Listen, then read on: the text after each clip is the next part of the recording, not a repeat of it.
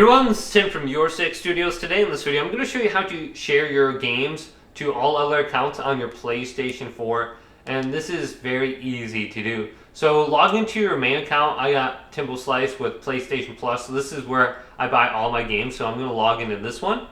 Then go to Settings on the top right and go to Account Management. Then under here, let's go to Activate as your primary PS4.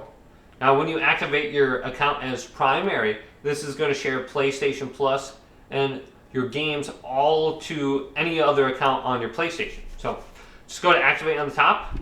And since I currently have another PS4 activated, so you can only have one PS4 activated at a time. So just heads up there.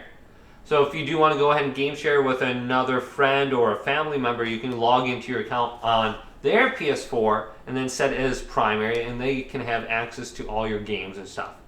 Now what you want to do is go to your primary account, then go to library, and you can download any game now and it will show up on any other account.